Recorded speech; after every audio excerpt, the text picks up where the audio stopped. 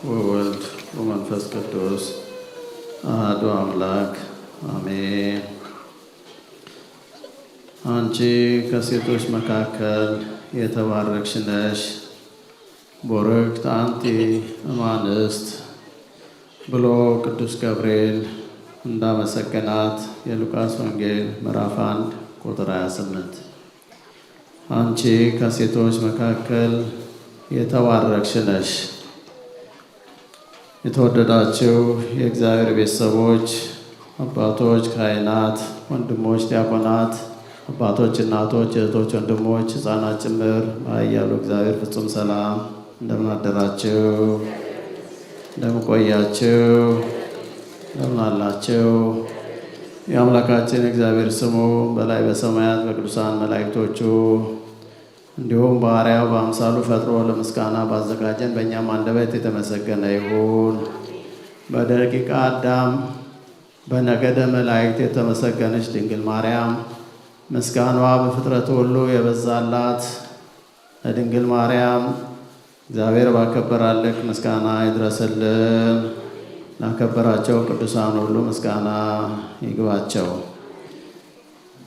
እንደ እግዚአብሔር ፈቃድ ዛሬ ቡርክት አንቲ እማንስት ወቡሩክ ፍሬ ከርሥኪ፣ አንቺ ከሴቶች መካከል የተባረክሽ ነሽ፣ የማኅፀንሽ ፍሬ ኢየሱስ ክርስቶስ የተባረከ ነው።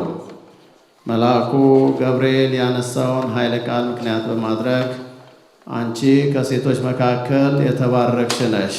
እስቲ በሉ ድገሙት፣ ድገሙት። የሉቃስ ወንጌል ይህንን ያለው መልአኩ ቅዱስ ገብርኤል ነው። ከሴቶች መካከል የተባረክሽ ነሽ። ኤልሳቤጥም እንደዚሁ በታላቅ ድምፅ መንፈስ ቅዱስ ቢያድርባት እንዲህ ልዝዝ ባለ በልሆሳስ በደነዘዘ አእምሮና በጎለደፈ አንደበት ሳይሆን በታላቅ ቃል ጮኻ መንፈስ ቅዱስ አድሮባት ምን አለች? አንቺ ከሴቶች መካከል የተባረክሽ ነሽ ብላ እመቤታችንን አመሰገነቻት። ስለ ቃሉ የእግዚአብሔር ስም የተመሰገነ ይሁን። ዛሬ የዕለቱን ወንጌል ጥቂት እንነጋገራለን።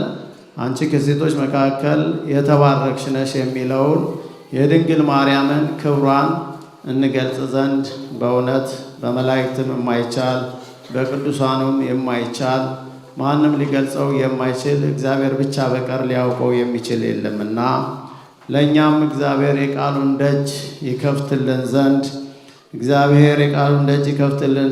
ስለ እኛም ጸልዩ ብሎ ቅዱስ ጳውሎስ ለቆላስይስ ሰዎች ምዕራፍ 4 ቁጥር 3 ላይ እንደተናገረ ልናገር እንደሚገባኝ ያህል እገልጥ ዘንድ ጸልዩልኝ አለ። ስለ እኔም ጸልዩልኝ። እግዚአብሔር አንደበታችንን ይክፈትልን፣ ልቦናችሁን ያብራላችሁ። እግዚአብሔር አንደበትን ካልከፈተ ከእግዚአብሔር ካልተላኩ በስተቀረ የእግዚአብሔርን ነገር መናገር አይቻልምና ነው። እግዚአብሔር እንደ ልድያ ደግሞ ልብን ካልከፈተ ሚስጥር ተገልጾ የሚነገረው ነገር ሊረዱት አይቻልምና ነው። መስማቱን ትሰማላችሁ ግን አታስተውሉም ተብሎ እንደተጻፈ ይህ ቃል በእኛ ላይ እንዳይፈጸም ይህንን እየጠነቀቅን እግዚአብሔር አንደበታችንን እንዲከፍት ልንናገር በልባችን መናገር ያለብንን የመንፈስ ቅዱስን ሐሳብ እንድንናገር በእውነት ጸሎት ያስፈልገናል። አንደበታችንን ይክፈት፣ ልቦናችሁን ያብራላችሁ። በስድስተኛው ወር መልአኩ ገብርኤል ነው ናዝሬት ከምትባል ከገሊላ ከተማ ከዳዊት ወገን ለሆነች ለዮሴፍ ለሚባል ሰው ወደ ታጨች ወደ አንዲት ድንግል ከእግዚአብሔር ዘንድ ተላከ። የድንግሊቱም ስም ማርያም ነበረ። መልአኩም ወደ እርሷ ገብቶ ደስታ ይገባሻል፣ ደስ ይበልሽ፣ ጸጋን የሞላብሽ ጌታ ከአንቺ ጋር ነውና አለ። አንቺ ከሴቶች መካከል የተባረክሽ ነሽ፣ የማኅፀንሽም ፍሬ የተባረከ ነው እየተባለ በቅዳሴው ላይ ቅድም እንደሰማ ነው። ስለ ቃሉ የእግዚአብሔር ስም የተመሰገነ ይሁን። እንግዲህ ሰሞን ዘመነ ፍልሰታ ነው። ከአንድ ጀምሮ ታሪኩ ሲነገር እንደነበረው አብዝቶ የእመቤታችን ክብሯ የልጇ ቸርነት የሚመሰጠርበት ነው። አንቺ ደስ ይበልሽ ብለን ስናመሰግናት ምክንያት አለን። ለምን? የማኅፀንሽ ፍሬ ኢየሱስ ክርስቶስ ከአንቺ ይገኛልና የተባረክሽ ነሽ፣ የማኅፀንሽ ፍሬ ቡሩክ ነውና እናመሰግንሻለን። ለምን? እግዚአብሔር ከአንቺ ጋር ነውና። እግዚአብሔር ከሁላችን ጋር አይሆን። እግዚአብሔር አምላኩ የሆነለት ሕዝብ ብፁዕ ነው ይላል። እግዚአብሔር አምላካችን ለሁላችን ለእኛ ይህንን የምስራች ቃል ያሰማን። ዘመነ ፍልሰታን እንግዲህ አባቶቻችን ሐዋርያት እንዴት ጾመው ጥያቄያቸው መልስ እንዴት እንዳገኘ ስንማር የእመቤታችን ውዳሴዋ ነገረ ማርያም ሲተረክ ሲተረጎም ሲቀደስ የሰነበትንበት ሰሞን ነው።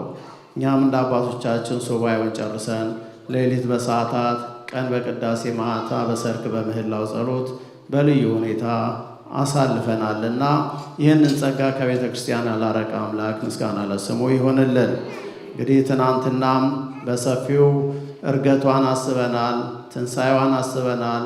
በዚያም ጌታ መድኃኔዓለም ቅድም በታምረ ማርያም እንደሰማነው ወደ ገነት ወስዷቸው ደቀ መዛሙርቱን ሐዋርያትን የድንግል ማርያም ሥጋን አሳይቶ እርገቷን ትንሣኤን ገልጾ በትናንትናው ዕለት ቀድሶ እስጢፋኖስ ቀዳሜ ሰማዕት በዛሬው ዕለት የምናስበው ሊቀ ዲያቆን ሆኖ በዲያቆን ቀድሶ ጌታ በግባሬ ሰናይ ካህን ቀድሶ ቅዱስ ጴጥሮስ ተራዳይ ካህን ሆኖ ሐዋርያት በዙሪያ ሆኖ እመቤታችንን መንበር አድርጎ ጌታችን የቀደሰበት ቀን ነው።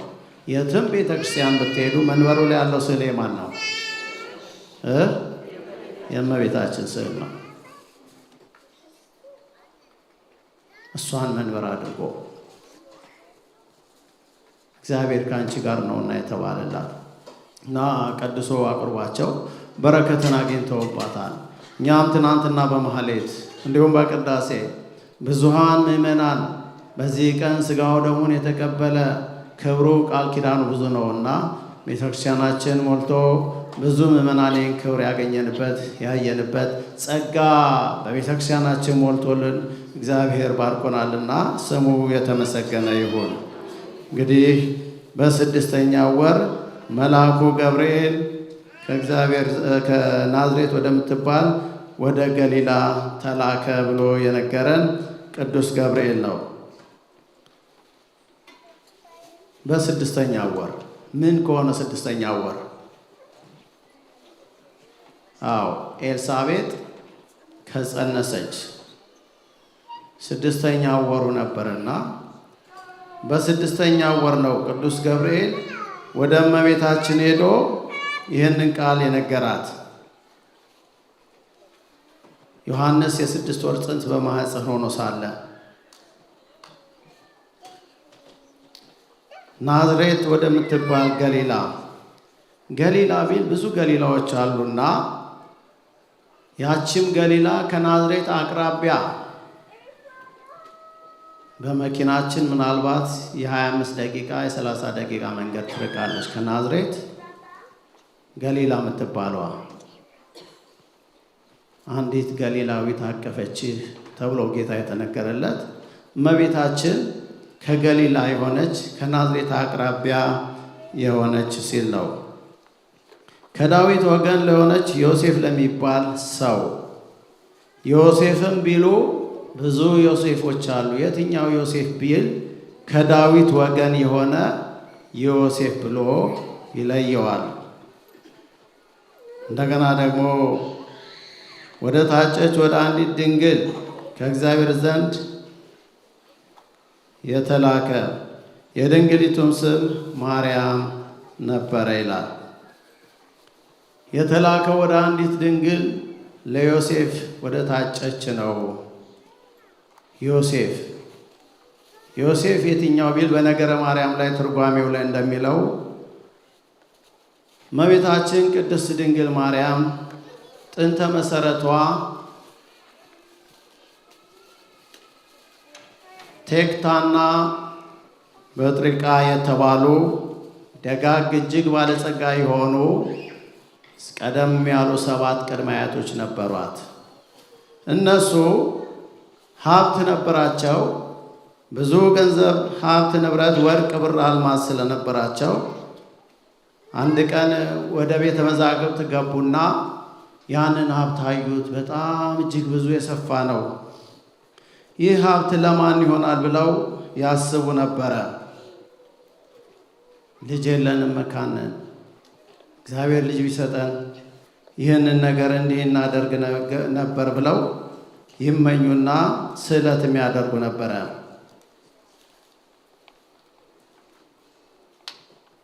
ልጅ ለማግኘት ወደ እግዚአብሔር ሲጸልዩ የጸሎት ውጤት እግዚአብሔር የለመኑትን አይነሳምና በራእይ እንዲህ ያያሉ። 6 ጊዜ እምቦሳይቱ እምቦሳ እየወለደች በ6ኛው ጨረቃ ትወልዳለች። ጨረቃይቱ ደግሞ ፀሐይን ትወልዳለች። መፈክረ ሕልም ሄደው ተርጉምልን አሉት። ቢተረጉምላቸው እምቦሳይቱን የወለደች ከእናንተ ደግ የሆነ ፍጥረት ልዩ የሆነች ልጅ ትወልዳላችሁ። ጨረቃ የተባለችው ክብሯ ከምድር ከፍ ያለ ከሰማይ ከጌታ በታች ዝቅ ያለ ነው። ፀሐይ ግን ምን እንደሆነ ልተረጉሙ አልችልም፣ ጊዜ ይፍታው ብሎ በዚህ ተረጎመላቸው።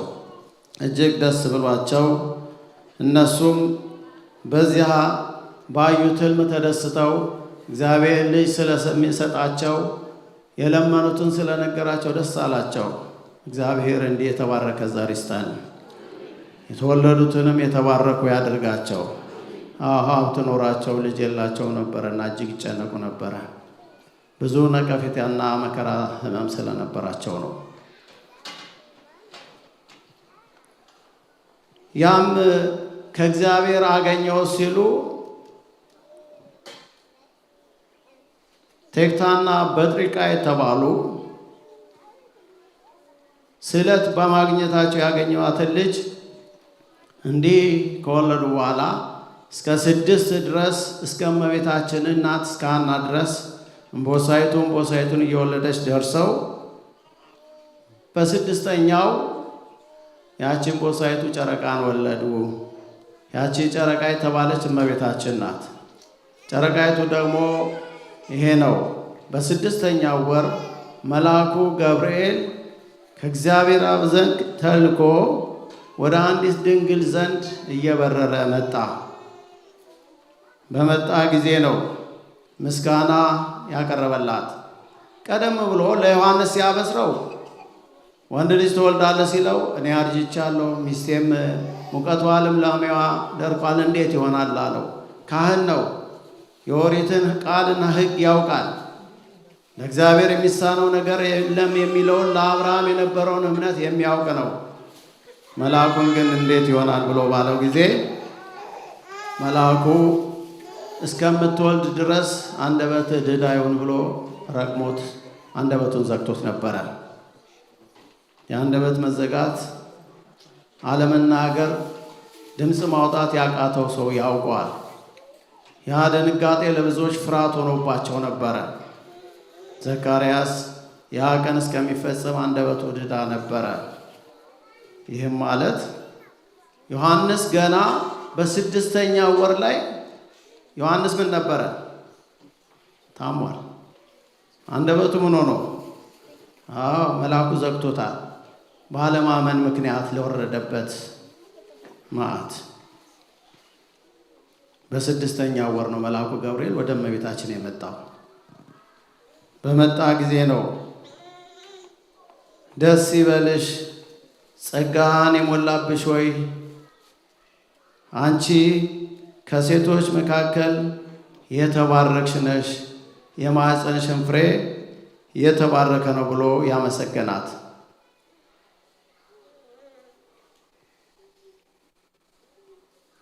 ከሴቶች መካከል የሚልበት ምንድን ነው?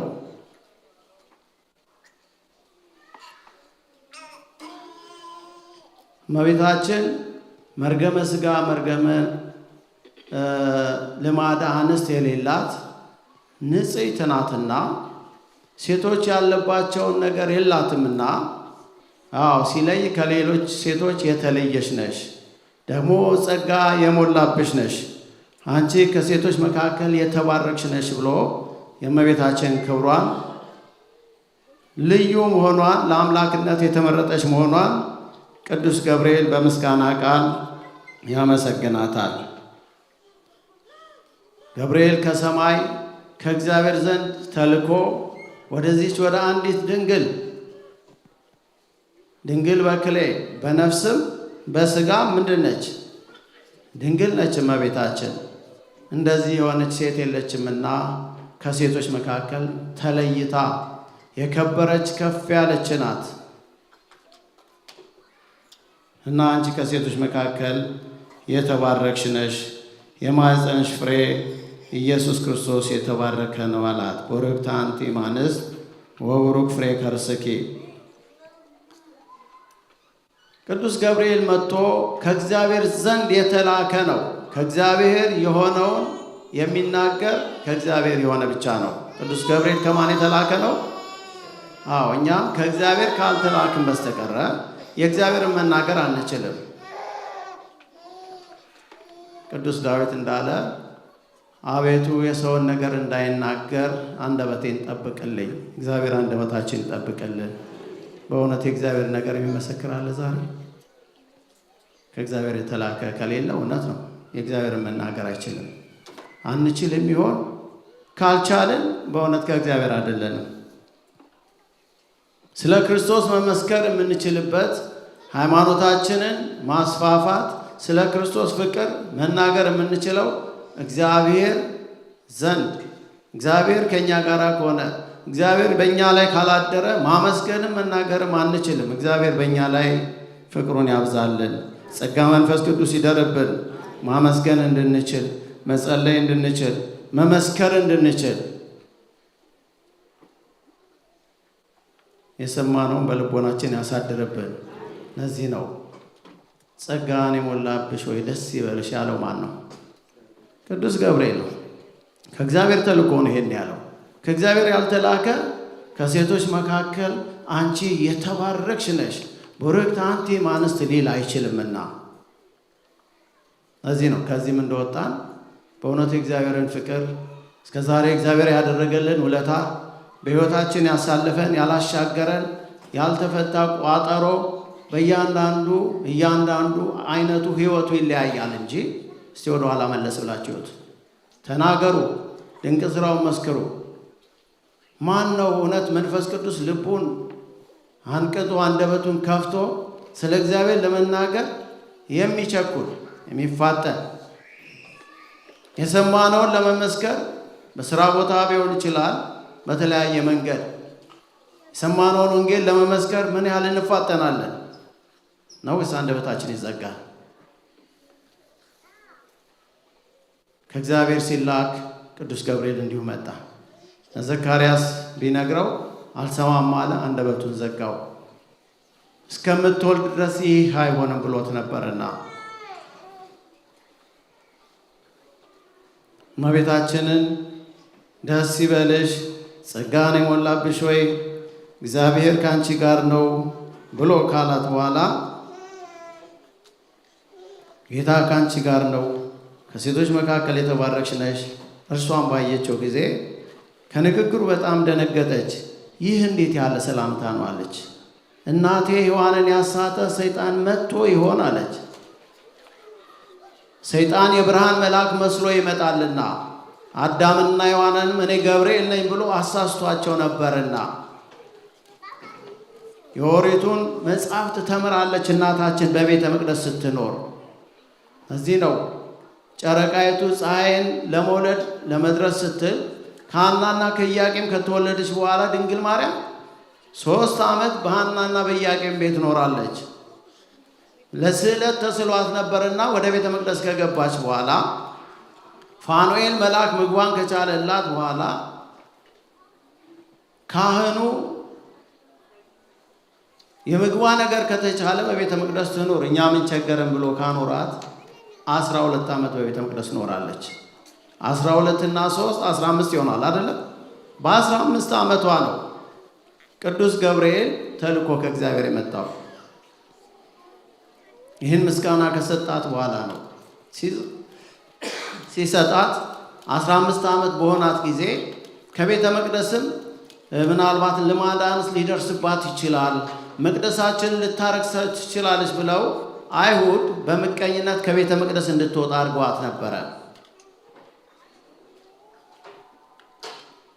ከቤተ መቅደስም ከወጣች በኋላ እንዴት እንደምትኖር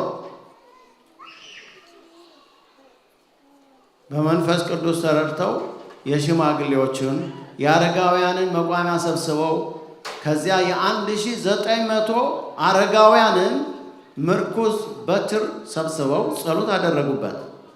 ነገር ግን በዮሴፍ በትር ላይ በአረጋዊ ዮሴፍ ጡረታ ወጥቶ ሸምግሎ በቤተ እግዚአብሔር ጸሎት ለማድረስ በቤተ እግዚአብሔር በሚመላለሰው አረጋዊ ዮሴፍ በትር ላይ ምልክት ታየ።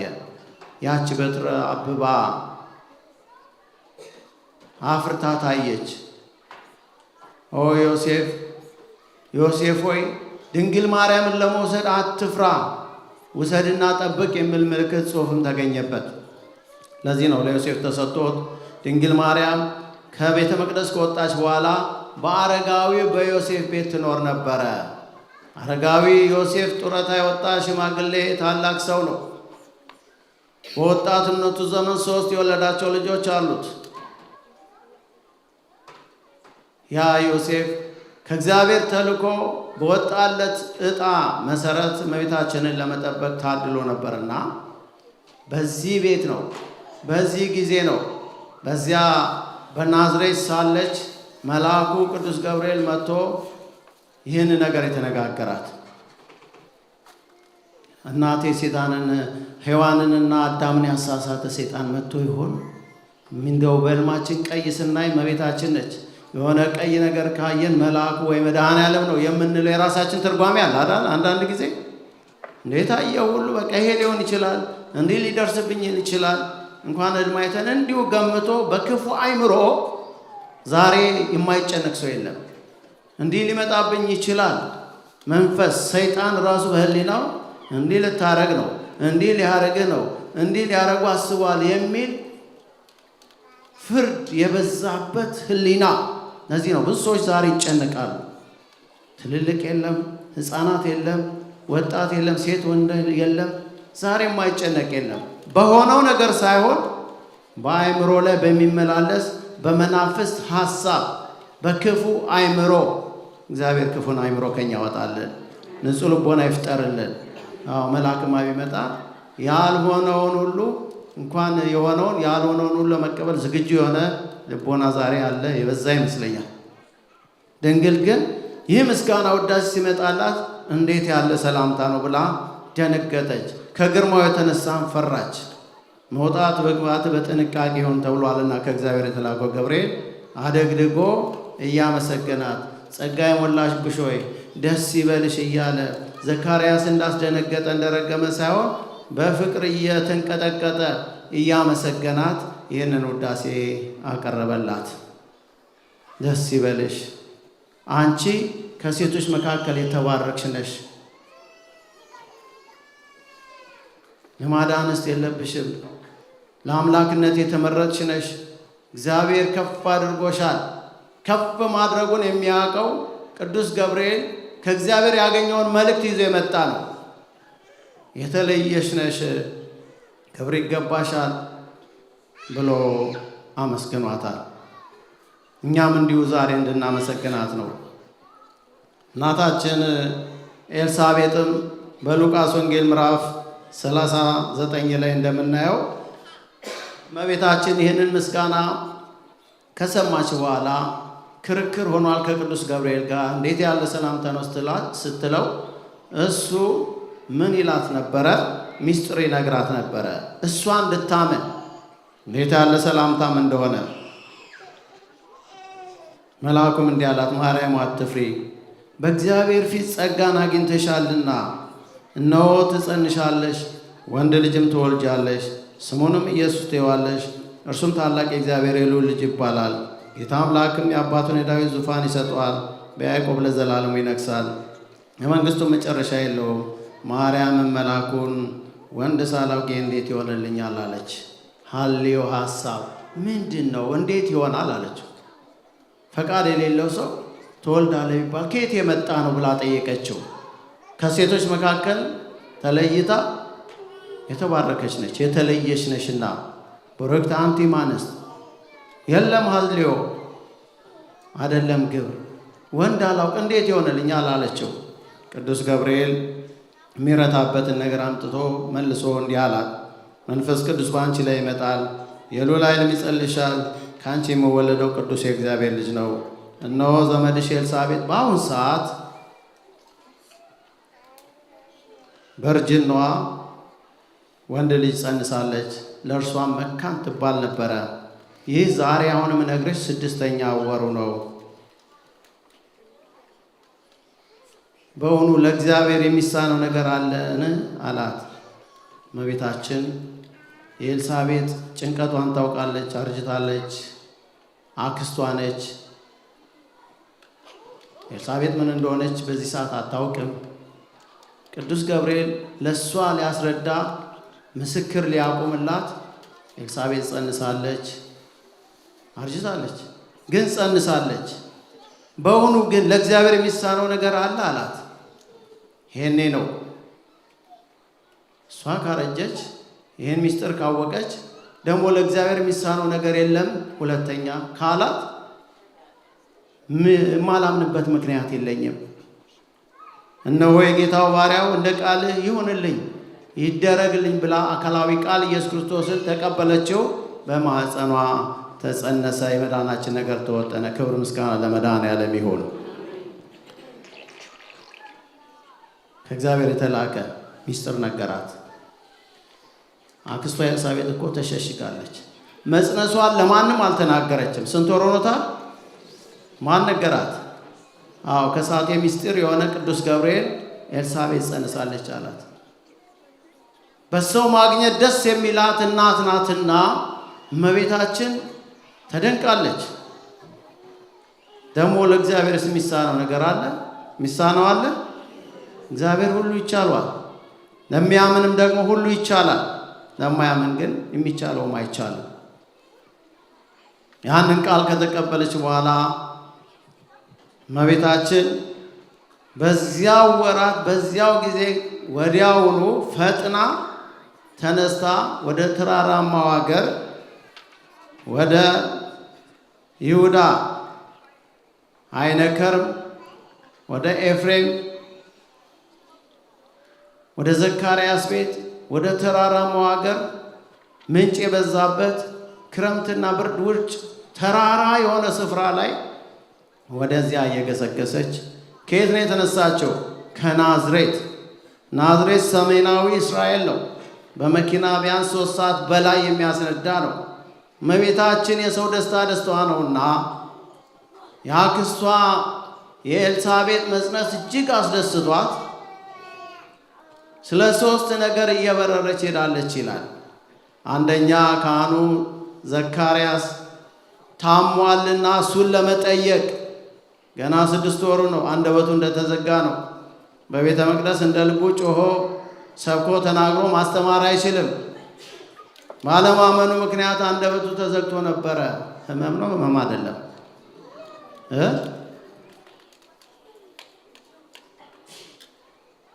መሳሪያ የሌለው ወታደር፣ ድምፅ የሌለው ካህን፣ ጎማ የሌለው መኪና ምን ያደርጋል? ችግር ላይ ነው። ሄደ ሮጣ ህመሙን ለመጠየቅ የኤልሳቤጥንም ደስታ እንዲሁ ለማየት የተጨነቀች ነች። ኤልሳቤጥ ዘግታ ብቻዋን 6 ወር በዚያ አለች። ዮሐንስ አባቱ ዘካርያስን ከታመመ ስንት ወሩ ነው? 6 ወሩ። አንድ ላይ እኮ ነው። ያን ቃል ሲነገረው አላምንም በማለቱ ይሆናል ሲወለድ በ9 ወሩ ነው አንደበቱ የሚፈታው ገና እሱን ለመጠየቅ ተነስታ ወደ ተራራማው ሀገር ወደ ይሁዳ ከተማ ፈጥና ወጣች። ወደ ዘካርያስም ቤት ገብታ ኤልሳቤጥን ሰላም አለቻት። እመቤታችን ፍጥነቷ ከሰሜናዊ እስራኤል እየበረረች መታ ወደ ይሁዳ በዚያ አይነ ከርም ተባለ ከቤተልሔም ደቡባዊ ክፍል ቅርብ አቅራቢያ የሆነ ቦታ ተራራው እንደው በምናወራው መልኩ ሄጄ በማየቱ ክብር ምስጋና ለመድኃኔዓለም ይሁን። እመቤታችን እውነት ከዚያ ከሰሜን ነው ዲሮጣ መታ ፈጥና ይህንን የሰዎችን ህመም የሰዎችን ጭንቀት ለማየት ያቺ ተራራዋ እንዳለች ነች። በእውነት እንደምንሰማው ብዙዎቹ በተለያየ መልክ ከተቀያይሯል። ተራራዋ ታደክማለች። ብዙ የደከሙ እናቶች የእመቤታችንን ፍቅር አስበው ሲወጡት ይደንቃል። ተራራዋ ላይ ተወጥቶ የዘካርያስ ቤት ገባን። እመቤታችን ወደዛ ቤት ገባች። እሷ በገባችበት መግባት እሷ የምትገባበት ቤት የበረከት ቤት ነው። በዚያ ፈጥና ገብታ ነው ኤልሳቤጥን ሰላም ያለቻት። እመቤታችን ወደ ሁላችንም ትምጣ። እመቤታችን ወደ ህይወታችን ትግባ። ስትገባ መድኃኒት አለ። እመቤታችን እንግዲህ ሰው ሲገባ ለሰው የሚሰጠው ምንድን ነው? ሰው ቤት ሲገባ ሰላም እንዴት አደራችሁ? ደህና ናችሁ ወይ? ዘካርያስ ተሻለ ወይ? እንኳን ደስ ያለሽ ኤልሳቤጥ ልትል ነው አይደለም? ኤልሳቤጥን ጨንቃለችና ጭንቀቷን ልትካፈላት ነው የሄደችው። አንድም ባለቤቷ ታሟል፣ አንድም ደግሞ እዚህ ጋር ደግሞ ሌላ ደስታ ደግሞ አለ። ከደስታው ባሻገር ሐዘን ስለነበረ ተጨንቃ ተሰውራ በዛ የነበረችውን የተጨነቀችውን ልታጽናና ሄደች እናት ነች። ዛሬ ያልተጨነቃለ ወይ? ዛሬ ጥያቄ ሌለው አለ ወይ? ቤቱን ዘግቶ ሚስጥሩን ደብቆ ውስጡ የሚቆዝም ዛሬ የለም ወይ? እመቤታችን ወደ ህሊናችን ወደ ልቦናችን ትምጣ፣ ፈጥና ትምጣ። አፍጣኒ ተረዴት ማርያም በጊዜ ምንዳቤ ዋጸባ በመከራ በችግር ሰዓት እመቤቴ ሆይ ወደ እኔ ነይ እንበላት። ፈጥና ወደዛ ገባች። በሄደች ጊዜ ሰላምታ አቀረበችላት። ሰላምታ ባቀረበችላት ጊዜ በኤልሳቤጥ ላይ መንፈስ ቅዱስ ሞላባት። ለዚህ ነው በታላቅ ቃል ጮኻ መንፈስ ቅዱስ ያድርባት ኤልሳቤጥ አንቺ ከሴቶች መካከል የተባረክሽ ነሽ፣ ቡርክት አንቲ እምአንስት ከሴቶች መካከል የተባረክሽ ነሽ። እስቲ በሉ ድምፃችሁን ከፍ አድርጉና በአብይ ቃል ይቀራችኋል። በደንብ ጩሁ። መንፈስ ቅዱስ ሲያድርባት ነው እንዲህ አለችው። መንፈስ ቅዱስ ሲያድርባት። መንፈስ ቅዱስ ሚስጥር ገላጭ ነው። ኤልሳቤጥ እዚህ ተጨንቃለች፣ ባሏ እዚህ ታሟል። በዚህ ላይ ደግሞ ደስታዋን እያጣጠመች እግዚአብሔር ቢያጸናልኝ ብላ ያን የተባረከ ጽንስ በሆዷ ይዛ ተሰውራ ተሸሽጋ ባለችበት ጊዜ ነው እንግዲህ በምን አወቀች ኤልሳቤጥ ራሱ የእመቤታችንን መጽነስ? ብስራቱን የሰማችው ናዝሬት ነው። ልጠይቃት ነው የመጣችው። ግን ሰላምታዋ ሲደርሳት ለኤልሳቤጥ ሆዷ ውስጥ ያለው ጽንስ ዘለለ፣ ሰገደ። በኤልሳቤጥን መንፈስ ቅዱስ ሞላባት። ከሳቴ ምስጢር የሆነ መንፈስ ቅዱስ የተሰወረውን በሰው ልቦና ያለውን ያሳውቃልና ነው። መንፈስ ቅዱስ አለባት። በሙላት ጸጋን የሞላብሽ የተባለች እመቤታችን ከሷም አልፎ በሰው ላይ ሁሉ ጸጋ መንፈስ ቅዱስን ታሳድራለች። በኤልሳቤጥ ላይ መንፈስ ቅዱስ ሞላባት የተባለው ለዚህ ነው። ኤልሳቤጥ የእመቤታችንን በማህፀንሽ ያለው ፍሬ ቡሩክ ነው ያለችው መንፈስ ቅዱስ ለኤልሳቤጥም እንዲሁ ገልጦላት ነው። መንፈስ ቅዱስ ካልገለጸ በስተቀር ምንም ልናውቅና ልንናገር አንችልም። ሳይንስና ዓለም ዛሬ በሆድ ውስጥ ያለው አንዳንድ ነገሮችን በስክሪን ሊያወጡ ይችላሉ። በሰው ልብ ውስጥና ሕሊና ውስጥ ያለውን ግን መርምሮ ማወቅ የሚችል ማን ነው? እግዚአብሔር መንፈስ ቅዱስ ብቻ ነው። እግዚአብሔር ብቻ ነው። እግዚአብሔር መንፈስ ቅዱስ ያደረበት ደግሞ የሰውን ልቦናና አእምሮ የተደረገውንና የሚደረገውንም የመግለጽ ጸጋ ኃይል የመንፈስ ቅዱስ ጸጋ ነው። እግዚአብሔር ለሁላችንም ይግለጽልን። ፈጥና እመቤታችን ወደ እኛም ቤት ትምጣ፣ ወደ ሕይወታችን ትግባ። ኤልሳቤጥን በጎበኘችበት እኛን እመቤታችን ትጎብኘን። እመቤታችን ጉብኝቷ በረከት ነው። ለዚህ ነው በሰዓታቱ ንኢ ማርያም ምስለ ወልድኪ ፍቁር ከተወደደው ልጅሽ ጋር ነይና ባርኪን እያለን በሰዓታት የምንጮኸው። ንኢ ድንግል እመቤቴ ወይ ነይ ከሚካኤልና ከገብርኤል ጋር ለምሕረት ለሳይል ለበረከት ነይ ወደኛ እያለን በአባ ጊዮርጊስ ጸሎት ስንማጸናት የሰነበት ነው። እመቤታችን ወደ ሁላችንም ትምጣ። የተጨነቁትን አስባ ነው ሄደችው። ዮሐንስ ወንጌል ምዕራፍ 2 ላይ ደግሞ ሰርግ ቤት ተጠርታ ሄደች እመቤታችን። በሄደች ጊዜ ፍስሐ ወሐሴት ሲያደርጉ ሰርገኞቹ መቼም ጠዋት ደስታ ይሆናል፣ ማታ ለቅሶ ይሆናል እና በጀመሩት ሰዓት ደስታው ብዙ ነበረ። መጨረሻ ላይ ግን ያ ሰርግ ቤት በተለይ ለአስተናጋጆች ሐዘን ሆኖባቸው ነበረ። ምን አልቆባቸው? የሚሰጡት የወይን ጠጅ ሊያፍሩ ነው። ተጨንቋል። ወሬ ሲያወሩ ሲጨነቁ ወደ እመቤታችን መጡ።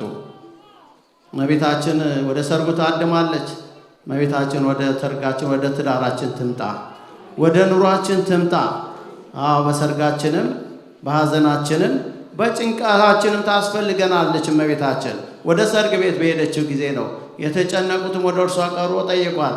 የወይን ጠጅ አልቆብናል አሏት። ልጇን ጠየቀችው። ሄደችና በሉ የሚላችሁን አድርጉ አለቻቸው። መድኃኔዓለም የሚላችሁን አድርጉ ትለናለች እመቤታችን። መድኃኔዓለም ምንድን ነው የሚለን? እሱም ይለናል አይደለም? ንስሐ እንድንገባ፣ ቅዱስ ሥጋውን ክቡር ደሙን እንድንቀበል፣ ፍቅር ሰላም እንድናደርግ። ትእዛዛቶቹ ከባዶች አይደሉም እንዳለ ዮሐንስ። ልጇ የሚለው መድኃኔዓለም የሚለውን እንድናደርግ ነው እሷ የምታዘን። ወዲያው ልጇ ጋር ሲሄዱ ጋኖቹን ውሃ ሙሏቸው አላቸው። ውሃ ሙሏቸው። ያንን የጣፈጠ የወይን ጠጅ አድርጎ ክርስቶስ ውሃውን ቀየረ። በዚህ ጊዜ ነው አንከረ ጤቦ ቀምሶ አስተናባሪው በጣም አደነቀ።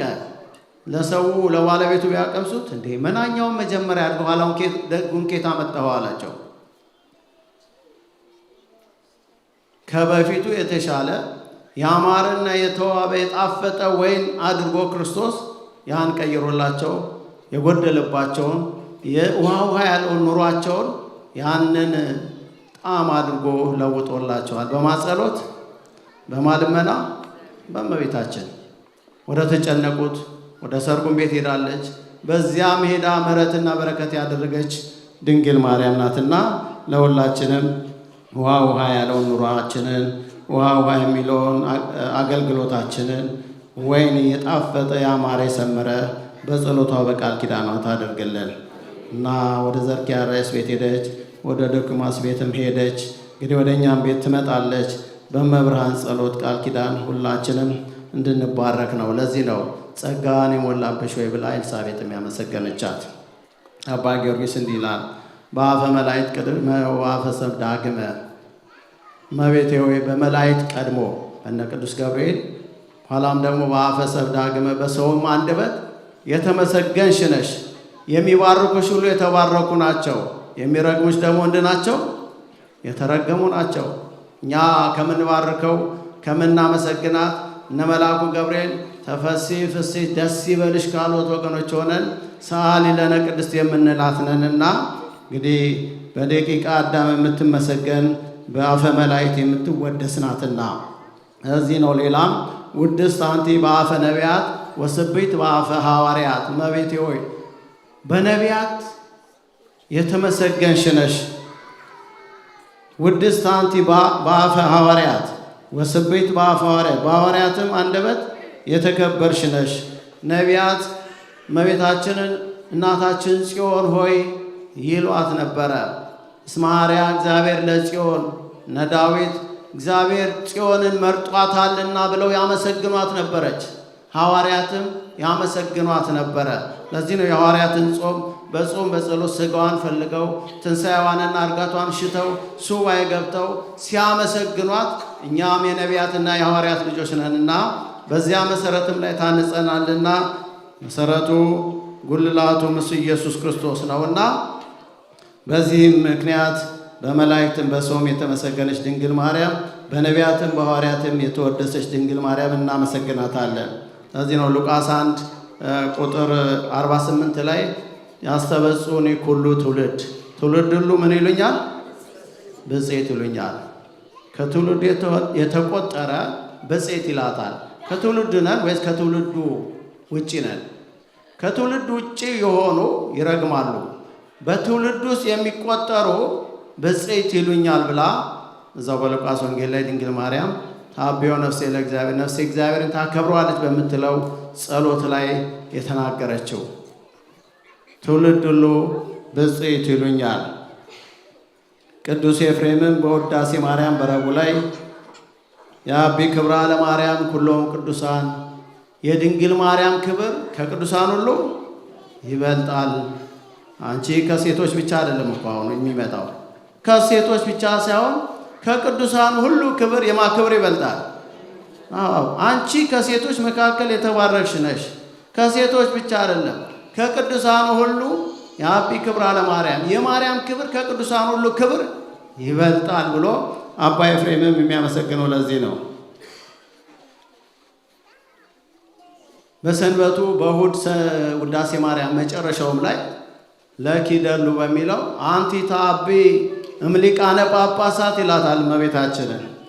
አንቺ ከሊቃነ ጳጳሳት ትበልጫለሽ። አንቺ ከሴቶች መካከል የተባረክሽ ነሽ አይደል የተባለው ርዕሳችን። ከቅዱሳን ሁሉ ትበልጫለሽ፣ ከሴቶቹ ብቻ አይደለም። አንቺ ከሊቃነ ጳጳሳትም ትበልጫለሽ። ሊቃነ ጳጳሳት እነ አባ ሕርያቆስ ዘሀገረ ብንሳ፣ እነ ቅዱስ ዮሐንስ አፈወርቅ፣ እነ ቅዱስ ባስልዮስ እነዚያ ክብራቸው ከምድር እስከ ሰማይ በብርሃን የሞላ ትልቅ ጸጋ የሞላባቸው ሊቃነ ጳጳሳት በ1980 አካባቢ በልጅነቴ የነበርኩበት ደብር አንድ ሊቅ ነበሩ። አለቃ ኤልያስ ይባላሉ። ከአለቃ እያሌው ጋር ተመሳሳይ አገልግሎት በሊቃውንት ጉባኤ የሚያገለግሉ ነበረ እና እኔ በነበርኩበት ደብር ውዳሴ ማርያም ይተረጉማሉ። አንቲ ታቢም ሊቃነ ጳጳሳት ይሉና ሲያነብላቸው አንቺ ከሊቃነ ጳጳሳት ትበልጫለሽ አሉ። ይተረጉማሉ። ሊቃነ ጳጳሳት አሁን ያልኳቸው እነ ቅዱስ ባስልዮስን ነው። ያኔ የነበሩት አልመጠን ቢላቸው ትርጓሜ ላይ የለም ግን የአሁኖቹን አይደለም አሉ። እነዛ የከበሩትን ነው እንግዲህ ያኔዎቹ እንደዛኛ ጥሩ ናቸው እንላለን። እና አንቺ ታቢም ሊቃነ ጳጳሳት ከሴቶች ተለይተሽ የተባረክሽ ነሽ ሳይሆን ከሊቃነ ጳጳስም ትበልጫለሽ። ይቀጥላል። ከነቢያትም አንቲ ታቢ ከነቢያትም ትበልጫለሽ። ከቀደሙት ነቢያት ክብርሽ ከፍ ያለ ነው። ውዳሴዋ ክብሯ ከፍ ያለ ነውና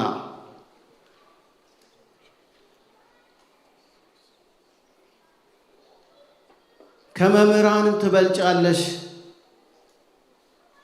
ከሐዋርያትም ትበልጫለሽ። አንቲ ታቢም ሊቃነ ጳጳሳት ወፈድፋደ ትከብሪ እምነቢያት ብኪ ግርማ ራእይ ዘያቢ እምግርማ ኪሩቤል ወሱራፌል ከሱራፌልና ከኪሩቤል ከነገደ መላእክትም ክብርሽ ከፍ ያለ ነው። ከሴቶች መካከል የተባረክሽ ነሽ አይደለም? አረ ከሊቃነ ጳጳሳትም ከነቢያትም ከሐዋርያትም ከነገደ መላእክትም ከሱራፌልና ከኪሩቤልም ከፍ ያለ ክብርና ግርማ አለሽ።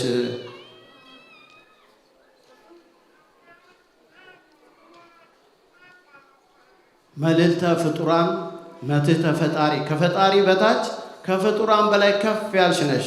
አንቺ ከሴቶች መካከል የተባረክሽ ነሽ። ክብር ምስጋና ለአምላካችን ይሁን። እመቤታችን ክብሯ ተነግሮ ቢሆን ማን በቻለው ነበረ? ምን ሊዘልቀው ይችል ነበረ? አንቺ በነቢያትም ተመስግነሻል፣ በሐዋርያትም ተወድሰሻል። ድንግል ሆይ ጸሎትሽ በረከትሽ ከሁላችን ጋር ይሁን። እመቤታችን ሰላምቷ ደስታ የሚያሰኝ ነው። ጽንስ የሚያዘልል ነው። መንፈስ ቅዱስ የሚያሳድር ነው። ሰላምቷ ለጆሮ ደስ ይላል። የእመቤታችን ሰላምታ በጆሮአችን ይግባ። የእመቤታችን ውዳሴ በጆሮአችን ይግባ። ስታመሰግናት እኮ ነው። ውዳሴ ማርያም በአማርኛ ምንድን ነው? የማርያም ውዳሴ መልካ ማርያም፣ የማርያም መልኳ፣ የማርያም ሰላምታ አለ በቤተ ክርስቲያናችን ጸሎት። ውዳሴ ማርያም መስማት፣ የማርያምን ድምፅ መስማት መንፈስ ቅዱስን ያሳድራል፣ ደስታን ያዘልላል፣ ከፍ ያለ ክብርን ያሰጣል።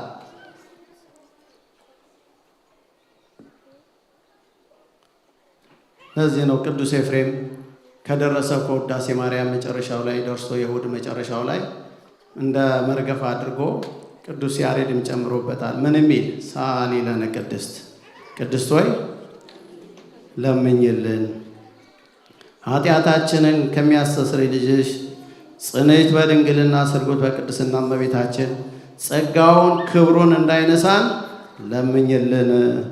አእምሮን ለቦን በልቦናችን ሳይብን አሳድርብን እያሉ በትርጓሜ ላይ ያስቀምጠውታል። እመቤታችን ታሳድርብን፣ አእምሮ ልብ ማድረጉን፣ ይሄ ልብ መጥፋቱ ከኛ እንዲርቅ ለቦን በልቦናችን በህሊናችን ሳይብን አሳድርብን። ውዳሴ ማርያም እንድንደግም ድንግልን እንድናመሰግናት ይጨርሳል። ቅድስት አለ ንጽሕት ክብርት ልዩ ሲል ነው። አንቺ ከሴቶች መካከል የተለየሽ ነሽ። ልዩ ሲል ሰአሊ ለነ አለ። ሰአሊ ሲል ንጽሕት ነሽ፣ ክብርት ነሽ፣ የተለየሽ ነሽ ሲል ነው። ንጽሕት አለ ሴቶች ቢነጹ ከነቢብ ከገቢር ነው አይደለም፣ ከመናገር ከስራ ምናልባት ይቆጠቡ ይሆናል። ከሐልዮ ግን የሚቆጠቡ የለም። አእምሮ የማያመላልስበት የማያወጣበት ደቂቃ አዳም የለምና ከዚህ የሚያመልጡ የሉምና አንቺ ግን ከሴቶች መካከል የተለየሽ ነሽ። ድንግል በክሌ በስጋም በህሊናም ንጽሕት ነሽ፣ ድንግል ነሽ ሲል ነው።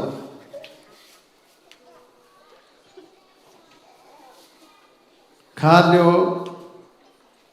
ከነቢብ ንጽሕት ናትና እመቤታችን ድንግል ማርያም ድንግል በህሊና ወድንግል በስጋ ጽንዕት አለ። ሌሎች ሴቶች ቢጸኑ እስከ ጊዜው ነው፣ የእሷ ጽናቷ ግን እስከ መጨረሻ ነው።